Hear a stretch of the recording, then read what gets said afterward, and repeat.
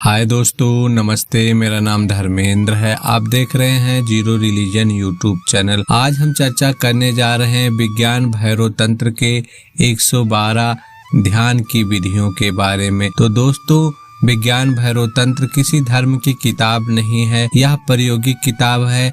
इसमें प्रयोग करके, यानी जिस तरह से विज्ञान का प्रयोग होता है, प्रयोग के बाद हम उसमें रिजल्ट निकालते हैं, ठीक इसी प्रकार से विज्ञान भैरव तंत्र कोई धर्म, हिंदू, मुस्लिम, सिख, ईसाई, जैन, पारसी यानी किसी धर्म की किताब नहीं है। यह वैज्ञानिक प्रयोगशाला है। तो दोस्तों, विज्ञान भैरव तंत्र में 112 ध्यान की विधियां दी गई हैं, जो कि बहुत ही महत्वपूर्ण है।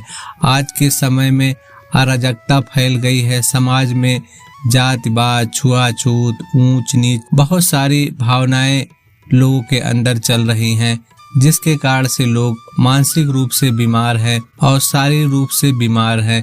तो दोस्तों, आज के ज़माने में ये विज्ञान भैरव तंत्र 112 ध्यान की विधियां बहुत ही उपयुक्त है। इसमें किसी धर्म का कोई लेना देना नहीं है।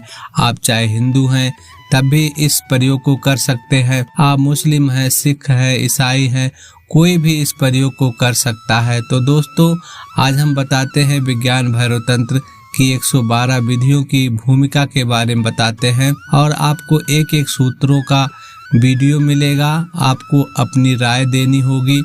यह श्रृंखला लगभग 2 साल तक चलेगी। तो दोस्तों, विज्ञान भैरव तंत्र क्या है? तो दोस्तों, इतिहास में यानी इंटरनेट पर ये पता चलता है कि ये विज्ञान भैरव तंत्र एक ऐसी परंपरा है, शैव परंपरा है, जो कि किसी धर्म से कोई लेना देना नहीं है। इसमें शिव और पार्वती के बीच बातचीत है। इसमें अद्वैत को समझाने का प्रयास किया गया है, जीवन को सार्थक बनाने का प्रयास किया गया है। इसमें शिव कहते हैं, पार्वती को समझाते हैं कि ये श्वास का जो नियंत्रण है, हम अपने श्वास को समझ सकते हैं। यानी मनुष्य के पास जो हृदय की धड़कन होती है, दिल के अंदर जो धड़कन होती है, आवाज होती है, हमारा खाना कैसे पचता है, यानी विज्ञान में पढ़ाया जाता है ऐच्छिक क्रिया, अनैच्छिक क्रिया। बहुत सारी क्रियाएं ऐच्छिक होती हैं जो हम अपनी इच्छा अनुसार कर सकते हैं, बहुत सी क्रियाएं अनैच्छिक होती हैं जो हम अपनी इच्छा अनुसार नहीं कर सकते हैं। तो दोस्तों, इस तरह से विज्ञान भैरव तंत्र में यह बताया गया है कि श्वास एक ऐसी क्रिया है, हम दिल की धड़कन को, हमारा दिल धड़कता है, उसका हम सही से अंदाजा नहीं लगा सकते हैं, लेकिन श्वास एक ऐसी सूक्ष्म क्रिया है। यदि हम श्वास पर ध्यान देते हैं तो आप देखोगे कि आपके मन में जो विचार है शांत हो जाएगा, क्योंकि हमारे दिमाग में 24 घंटे विचार चलते रहते हैं। क्या अच्छा है, क्या बुरा है, हम हिंदू हैं, मुस्लिम हैं, स्त्री है, पुरुष है। इस तंत्र में बताया गया है कि इस तरह से हमारा समाज बहुत दूषित और प्रदूषण से भर गया है। लोग प्रकृति से कट गए हैं। जैसे एक जीव होता है, वह प्रकृति में पैदा होता है, प्रकृति ही उसको जिंदा रखती है और प्रकृति में ही वह अपने आप को फिट करता है, सेट करता है।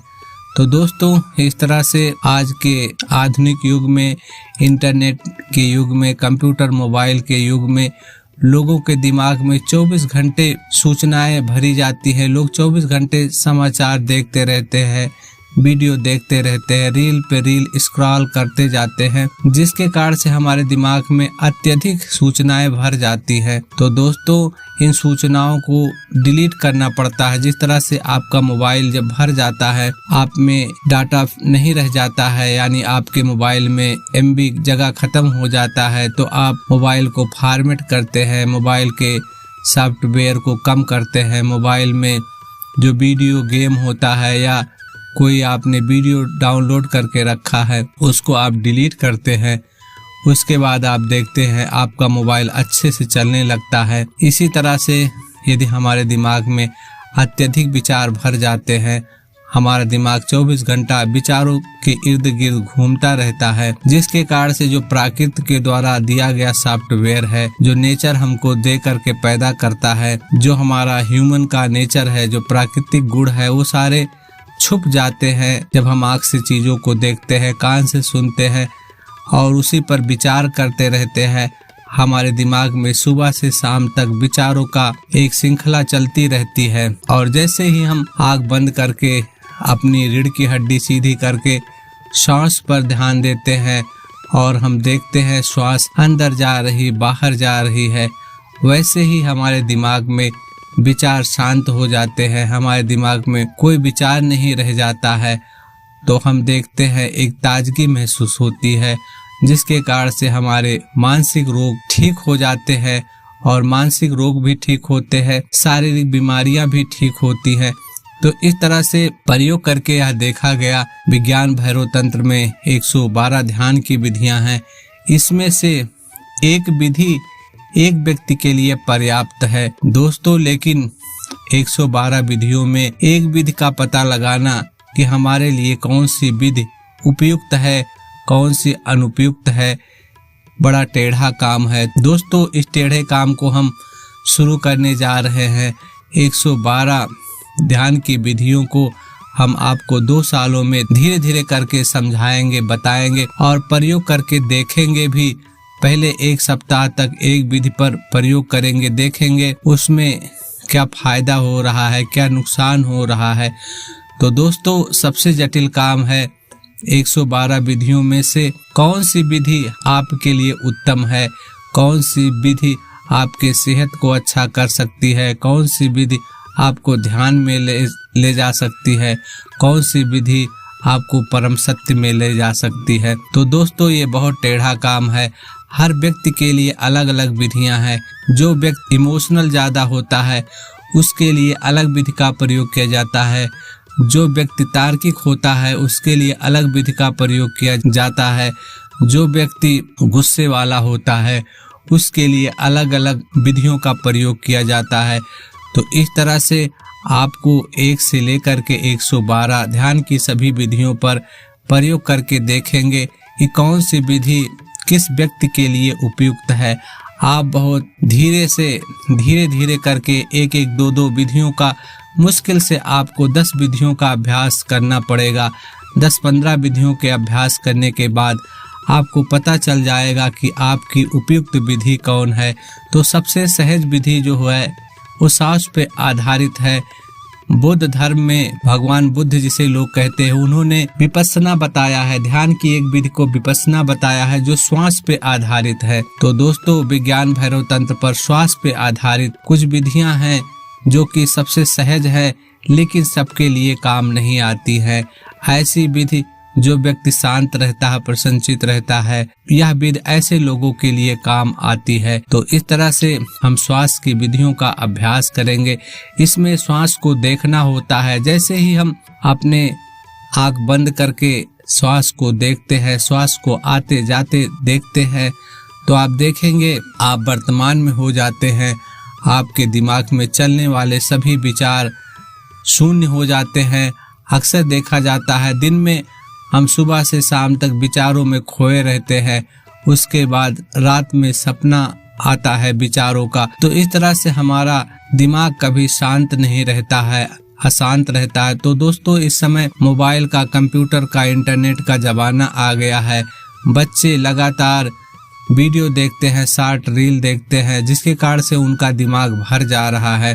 जो प्रकृति ने हमें सॉफ्टवेयर दिया है, जो प्राकृतिक गुण है, वो बच्चों के अंदर समाप्त होता जा रहा है, यानी जीन्स बदल रहा है। तो दोस्तों आज के समय में बच्चों का जीन्स बदल रहा है। यदि बच्चों को, बड़ों को अपने प्रकृति की तरफ लौटना है, अपने डीएनए, आरएनए, अपने जीन्स को बचाना है, तो विज्ञान भैरव तंत्र एक ऐसा सूत्र है, ऐसा माध्यम है, ऐसा विधि है जिससे मानवता को बचाया जा सकता है। तो विज्ञान भैरव तंत्र कोई धर्म की किताब नहीं है, कोई धर्म का विज्ञान नहीं है, ये सभी धर्मों के लिए उपयुक्त है।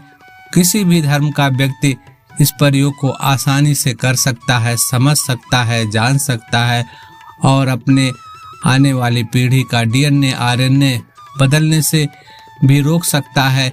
दोस्तों जब हम सांस पर ध्यान करते हैं, जब हम होश में होते हैं, जब सजग होते हैं, तो हमारा मन दिमाग एकदम शांत होता है।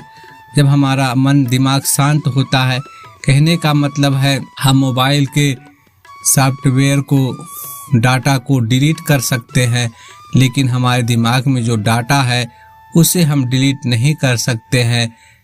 इसका कोई उपाय नहीं है। तो विज्ञान भैरव तंत्र में यह बताया जा रहा है कि आप अपने दिमाग के डाटा को डिलीट कैसे करेंगे। ध्यान पूर्वक, होश पूर्वक, यानी हम विचारों को देखते हैं, समझते हैं, तो आपके विचार डिलीट हो जाएंगे। तो दोस्तों, एक बात और हम बताना आप लोगों को चाहते हैं कि जो विचार है, जो दुनिया है, विज्ञान प्राकृत के नियम की खोज है। प्राकृत में अनगिनत नियम हैं। अनगिनत नियमों को समझना बहुत कठिन है। धीरे धीरे करके कुछ वैज्ञानिक, कुछ मेहनती लोग विज्ञान के नियम के रूप में प्राकृत को समझ रहे हैं। जैसे आप देखेंगे सुबह और शाम कैसे होती है। पृथ्वी अपनी जगह पर घूम रही है।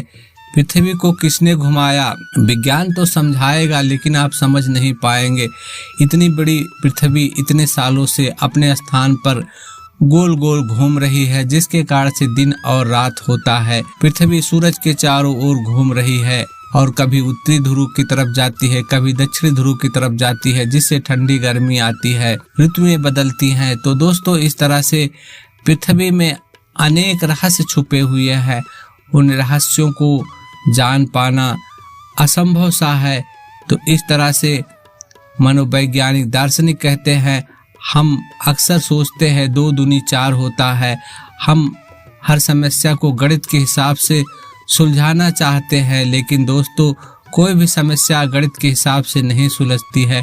प्राकृत का नियम होता है 2 दूनी 5। तो इस तरह से हम हर चीज़ों को तर्क के द्वारा, गणित के द्वारा नहीं समझ सकते हैं, क्योंकि प्राकृत का गणित अलग है और बेढंगे तरीके का है। तो दोस्तों, हम ध्यान को अपनाएं, शांति को अपनाएं, प्राकृत के साथ जिए, तो हमारा जीवन सहज होगा, सरल होगा, हमारे में भाईचारा उत्पन्न होगा, हम प्रेम में होंगे, करुणा में होंगे, दया में होंगे। तो दोस्तों, आपको हमारे इस चैनल पर 1 से लेकर के विज्ञान भैरव तंत्र के 112 विधियों का वीडियो मिलेगा। आपको कमेंट करके बताना होगा। आप उन विधियों का अभ्यास करेंगे, बताएंगे कि कौन सी विधि आपके लिए प्रयुक्त है, कौन सी विधि आपके लिए अनुप्रयुक्त है। तो दोस्तों, ये विधियां सुनने समझने में बड़ी सरल हैं, लेकिन इसका असर बहुत गहरा है, बहुत सूक्ष्म है। तो इन विधियों का यदि आप अभ्यास करते हैं, अकेले में बैठ करके शांति पूर्वक करते हैं, तो इससे बहुत सारे प्रॉब्लम भी खड़े हो सकते हैं। आप सावधान रहिए। यदि कोई विधि करने में आपको असुविधा होती है, तो आप तुरंत उस विधि को करना छोड़ दे।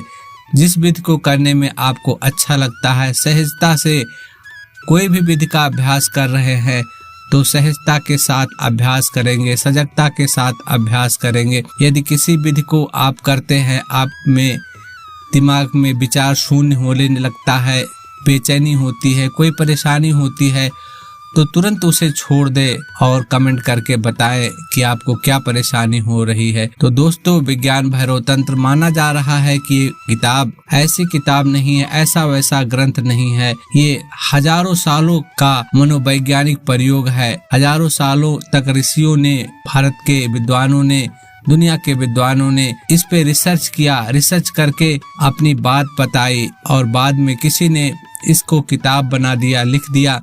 तो दोस्तों, ये विज्ञान भैरव तंत्र आज के आधुनिक युग में जो कैदी होते हैं, जो जेल में कैदी होते हैं, उन कैदियों पर प्रयोग किया गया और बहुत सारे कैदी ध्यान के कारण से और ध्यान की ये विधियाँ उनको सिखाई गई, श्वास पर ध्यान लेना सिखाया गया, जिससे उनके अपराध की प्रवृत्ति में कमी आई, जीवन का स्तर अच्छा हुआ। तो दोस्तों, ये अपराधियों के लिए विज्ञान भैरव तंत्र का ध्यान विधि काम आता है।